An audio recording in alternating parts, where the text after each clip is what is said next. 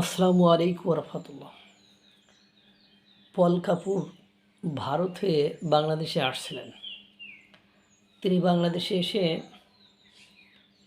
বর্তমান বাংলাদেশ যে সরকার আছে, বিএনপি সরকার, সেই সরকারের সাথে বৈঠক করেছেন।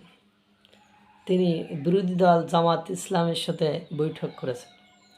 কিন্তু মেসেজ লাউড অ্যান্ড ক্লিয়ার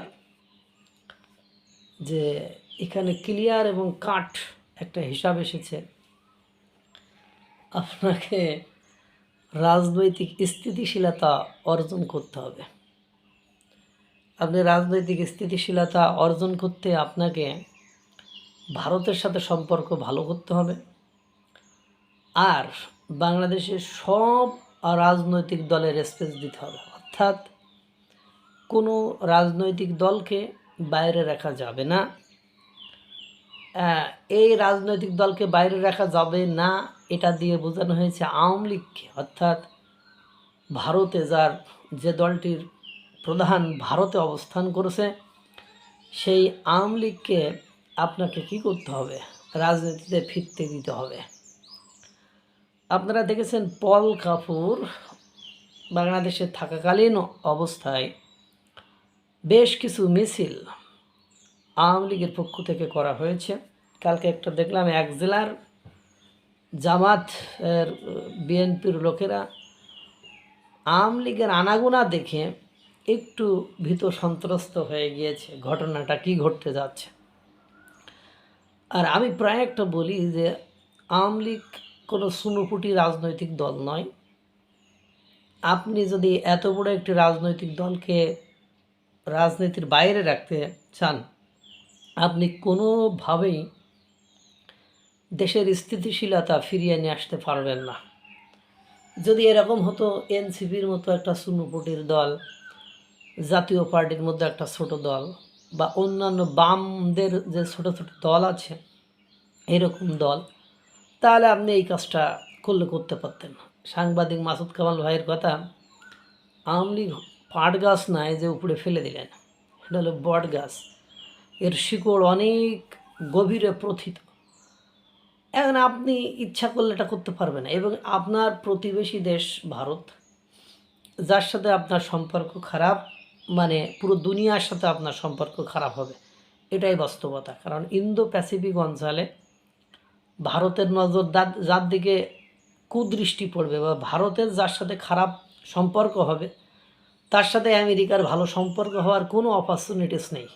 যদিও আপাত দৃষ্টিতে, প্রাথমিক দৃষ্টিতে মনে হতে পারে হয়তো আমেরিকার অমুকের সাথে খুব ভালো সম্পর্ক আছে, দ্যাট মিন্স যদি আমি বলতে চাই যে পাকিস্তানের সাথে খুব ভালো সম্পর্ক আছে, কিন্তু দেখেন দিন শেষে যে পাকিস্তান দেউলিয়া, ব্যর্থ, ঋণগ্রস্ত রাষ্ট্রে পরিণত হচ্ছে। একের পর এক ভারত, আফগানিস্তান এবং তার দেশের বিদ্রোহীদের সাথে, বিদ্রোহী গোষ্ঠীদের সাথে তাদের একের পর এক সংঘর্ষ লেগে আছে। কিন্তু তারা বলছে আমেরিকা আমাদের বড় বন্ধু, তারা আমার সাথে ব্যবসা করতে চায়, বাণিজ্য করতে চায়, তারা আমার নিচের খনি তুলে আমাকে প্রফিট দেখাতে চায়। কিন্তু দিন শেষে যে দেখেন একটা অপরচুনিটিসও কিন্তু পাকিস্তান পাচ্ছে না। শুধু চাই চাই চাই, কত কিছু চায়। সে 1971 সালেও কিন্তু মার্কিন যুক্তরাষ্ট্রের সাথে আপনার পাকিস্তানের এরকম গভীর সম্পর্ক ছিল। ওই সময়েও কিন্তু এই মার্কিন যুক্তরাষ্ট্রের সাথে ভারতের দাকুমড়া সম্পর্ক ছিল। কিন্তু দেখেন সর্বত্রই বেনিফিটেড কিন্তু ভারতই হয়েছে। আর যার সাথে খুব ভালো সম্পর্ক, যাকে সমর্থন করেছিল বাংলাদেশের বিপক্ষে, যে তার সাথে কিন্তু এখনও মার্কিন যুক্তরাষ্ট্রের বাহ্যিক দৃষ্টিকোণ থেকে মনে হচ্ছে খুবই সুসম্পর্ক। কিন্তু দেখেন দিন শেষে যে তারা কি মানে তলাবিহীন একটা ঝুড়িতে পরিণত হয়ে যাচ্ছে। তাদের পাশে কিন্তু মার্কিন যুক্তরাষ্ট্র আছে, কিন্তু নেই। পাশাপাশি আপনি দেখেন পল কাপুর এসেছেন ভারতের সাথে স্বাভাবিক ব্যবসা বাণিজ্য করার জন্য।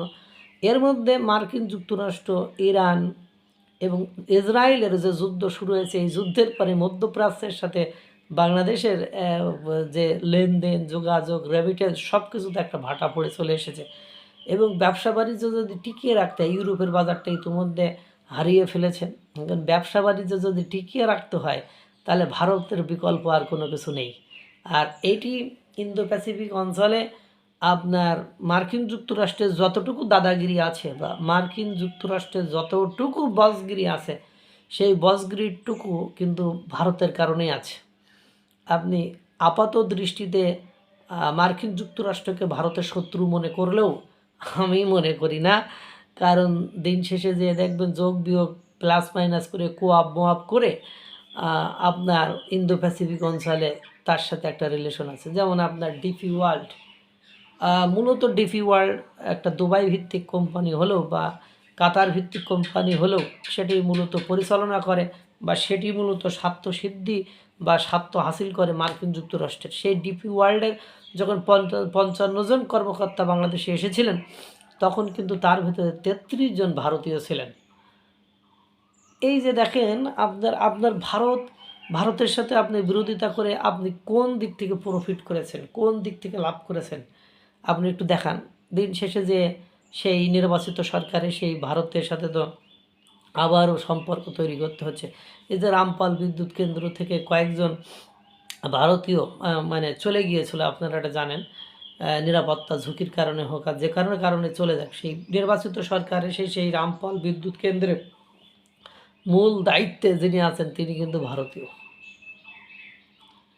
এদিকে দেখেন আপনি আওয়ামী লীগকে মানে রাজনীতি করতে যদি না দেন, তাহলে আপনার দেশের স্থিতিশীলতা কোনোভাবেই থাকবে না। আপনি ওই পাকিস্তানের মতো আপনার দেশের ভিতরে একটা বিদ্রোহী গোষ্ঠী তৈরি করবেন। বিদ্রোহী গোষ্ঠী হলো নিষিদ্ধ, পাবলিকই হলো বিদ্রোহী গোষ্ঠী হয়। তারা একটা নির্দিষ্ট অঞ্চলে, যেমন বালুচিস্তান লিবারেশন আর্মি, তারা বালুচিস্তানকে স্বাধীনতা ঘোষণা করে দিয়েছে। তা আপনি যদি মনে করেন বা আপনারা যদি মনে করেন আমরা এরকম করব, তাহলে তো গোপালগঞ্জ জেলাকে স্বাধীন মানে তখন আওয়ামী লীগ মেইন স্ট্রিমে ফিরতে না পারলে বা রাজনীতিতে স্বাভাবিক না হলে তারা তো গোপালগঞ্জ দখল করে নিয়ে বলবে আমরা গোপালগঞ্জকে স্বাধীনতা ঘোষণা করে দিলাম। কী করবেন তখন? চট্টগ্রামে এমনি বিদ্রোহী গোষ্ঠী আছে, তাদের ওখানে যাইতে হলেও অনুমতি নিতে হয়, না হলে তারা র্যাবের মতো এরকম স্ট্রং মানে র্যাপিড অ্যাকশন ব্যাটালিয়নের মতো লোকদেরকে মেরেও আবার সরাসরি সংবাদ সম্মেলনে বলে আমাদের অনুমতি ছাড়া এখানে আসলে আমরা এটা ফেলে দেব। আর আপনার চতুর্দিকে অর্থাৎ সে নাসিরউদ্দিন পাটোয়ারি বলেছে সেদিন থেকে মোনাজাত করতে গিয়ে বলছে আমাদের 3 দিকে ভারত, আমরা আর একদিকে সমুদ্র, আমাদেরকে বাঁচাও, আমরা কোন দিকে যাব, আমাদের সমুদ্রে যেই মরা ছাড়া, সাগরে যেই মরা ছাড়া আমাদের আর বিকল্প কোনো পথ নেই।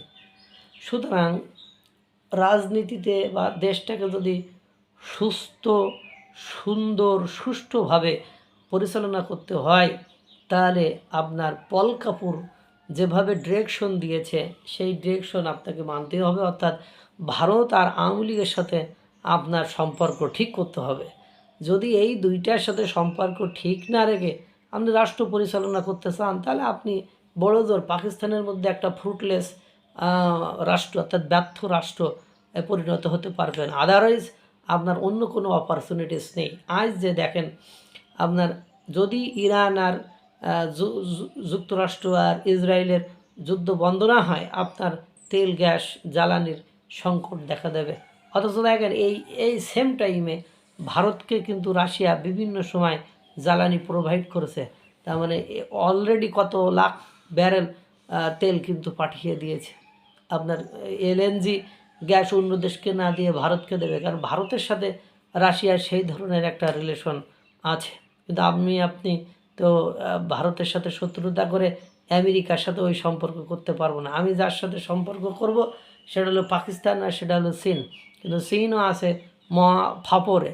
ও ইরানের সাথে এত ভালো সম্পর্ক, দেখছেন ইরানের এই বিপদে কিন্তু কিছুই করতে পারছে না, শুধু বিবৃতিতেই বসে আছে আপনার চীন। এই জন্য বলছে যে পল কাপুর এসে ভারত এবং আওয়ামী লীগের সাথে সম্পর্কের বিষয়ে বা এই দুইটা বিষয়কে নিয়ে তিনি দুবাই রাজনৈতিক দলের সাথে আলাপ করেছেন। এখন দেখতে থাকুন, বুঝতে থাকুন আল্লাহ তাআলা আমাদেরকে কোন দিকে নিয়ে যায়। আল্লাহ তাআলা সকলকে ভালো রাখুক, সুস্থ রাখুক। আসসালামু আলাইকুম ওয়া রাহমাতুল্লাহ।